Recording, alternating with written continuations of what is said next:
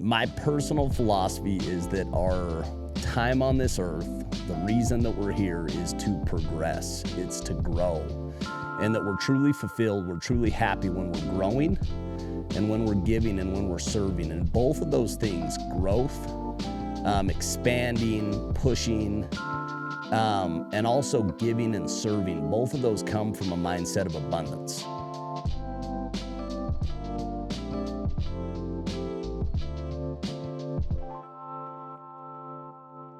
Hey, welcome back to Case Studies. This is a solo cast that I'm doing on a subject that I think about a lot. This is something that's super important to me, and I practice on a daily basis, and something that all of us experience and we kind of fluctuate in and out of, and it's the topic of scarcity and abundance. So a little bit about scarcity and abundance. The abundance mindset or the scarcity mindset are things that all of us kind of fluctuate in between, in and out. You know, the best way to describe scarcity is the survival mindset. It's a mindset that there's limited resources. And so I want to start out with a couple of quotes. Start out with a quote by Lao Tzu. When you realize that nothing is lacking, the whole world belongs to you. And it's this mentality that there's enough for everybody, that we're full, that there's plenty to go around. A second quote, abundance is not something that we acquire, it's something that we tune into. This is by Dyer. And I think this is so important. For me in my life, it's this principle of gratitude and understanding that we live in tremendous abundance, and that what's wrong is always available, but so is what's right and what's good. And that choosing abundance and choosing growth is a choice. The third quote to kick it off, the third quote is, the more that we praise and celebrate our life, the more there is in life to celebrate. This is by Oprah Winfrey. And I think all of those are so profound to kind of kick this thing off. So I want to go through 5 principles or 5 points of abundance and scarcity. Number one, scarcity, the number one, mindset shapes reality. If you change your story, you'll change your life. The mindset of scarcity is a mindset of fear. It's a mindset of lack. It's a mindset that there's not enough. The mindset of abundance is a mindset of faith, that there's enough for everybody. It encourages collaboration. And you see this in work and in family and in relationships. A lot of times it comes in when there's fatigue, where when we get scarce, we kind of hole up and our ability to be creative or collaborate disappears, and we're kind of fighting for limited resources that are there. The second point is that scarcity limits growth, abundance expands it.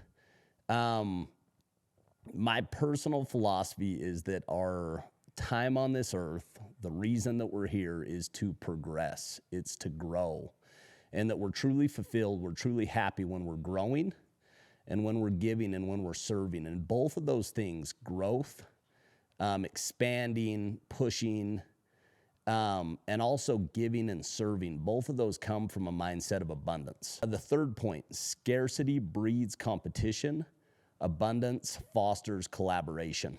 When I think of the most collaborative processes that I've ever had in my career, or in nonprofit or in family, all of those times come from when everybody's in a place of coming up with the best idea wins.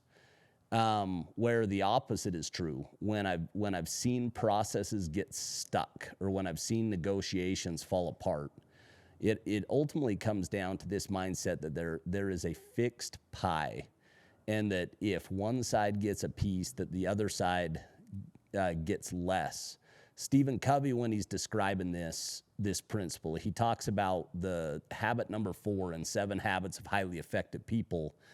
The mentality or the mindset, or for him, the habit of thinking win-win or no deal allows you to be collaborative or be creative or to stay at the table until you find a third alternative that's greater than any of the original ideas. But that takes an abundance mindset. And so it takes work on our end to get in a spot where we can think abundantly and act abundantly.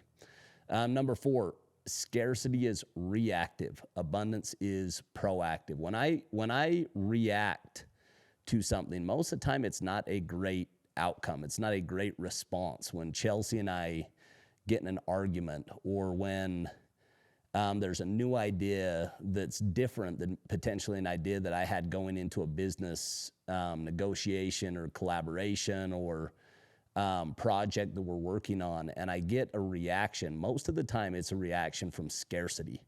It's kind of that knee-jerk survival feeling that I'm giving up something that I had.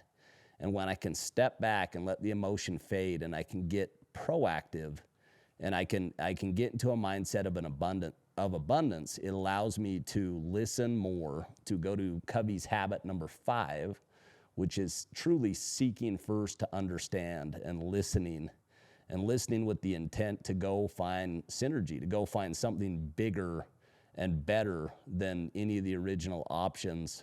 I've got much greater and better outcomes, both in my family, and even in just personal habits and rituals, family vacations. Chelsea and I, we have a habit when we go on vacation where we'll ask ourselves, how do we make this the best trip that we've ever been on? And we'll put a list of 15 or 20 answers to that question. It's amazing when you have this mindset of creativity and abundance, and that any option is on the table. It allows you to kind of go places that you wouldn't go to normally when you're in a more conservative or more confined or a more fearful place. And then number 5, scarcity focuses on immediate needs, survival, where abundance looks at the bigger picture. And so I think it's really important in anything to kind of follow these simple rules of it really is going back to Covey's 3 principles of beginning with the end in mind, being proactive, beginning with the end in mind, and putting first things first. It's saying I'm the creator of my life, that I have agency, that I get to choose what mindset that I go carry with me, and that I get to carry it with me most of the time. 3 practices that I want to share that I work on a daily and weekly basis that get me into abundance. The first one is tipping. When you tip abundantly. Tip on the high end of what makes you comfortable. And I'm just telling you, it will change your life. Every single time that there's an opportunity to tip or an opportunity to give to somebody in need, and you'll have this voice in your head. You'll have this voice of scarcity, of kind of look down or look the other way, or just not do it. It's a scarce voice. And then there's a voice of abundance, which is that there's plenty to go around and that people are doing the best they can. And it's amazing, this practice, is I've gotten the habit of giving anonymously and even giving to people in need.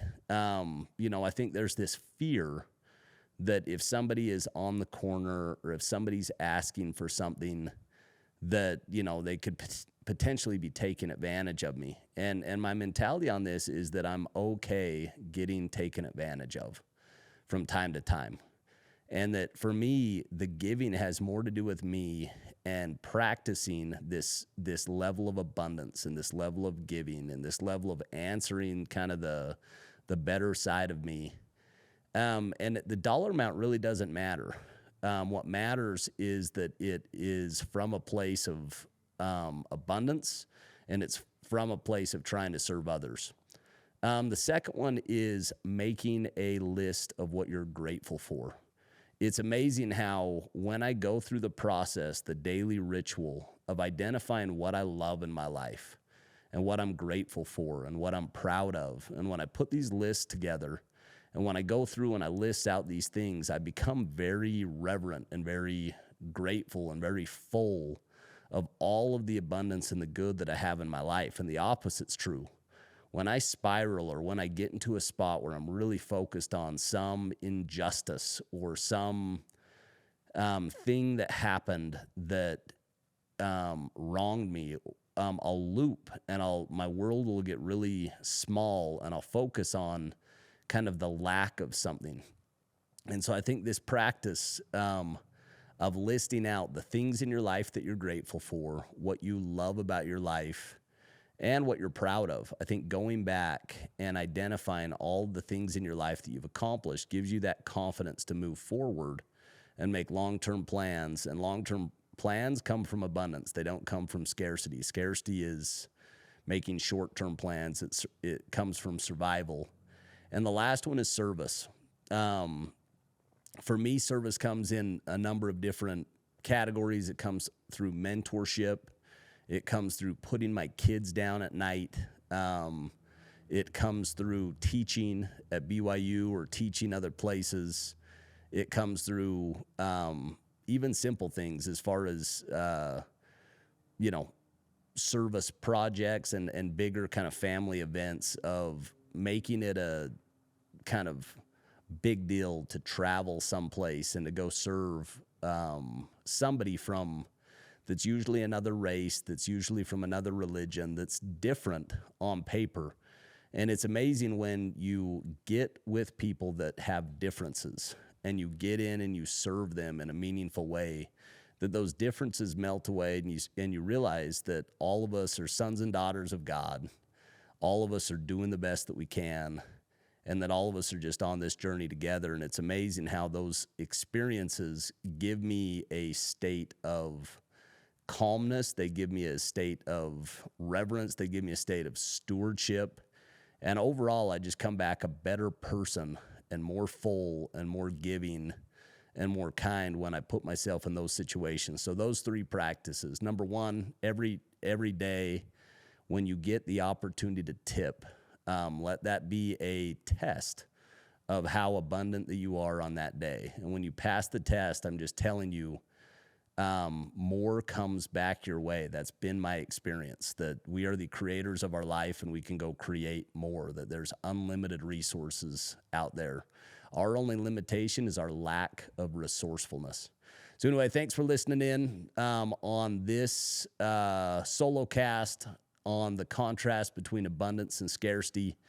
And my challenge / invitation would be to practice on a daily basis those things that put us in this mentality of abundance. And just like Wayne Dyer said, that it's not something that we acquire, it's something that we tune into, that it's always there, it's always around us. And if we'll focus on the good, if we'll focus on what's right, that we'll tap into that kind of better side of ourselves. Thanks, guys.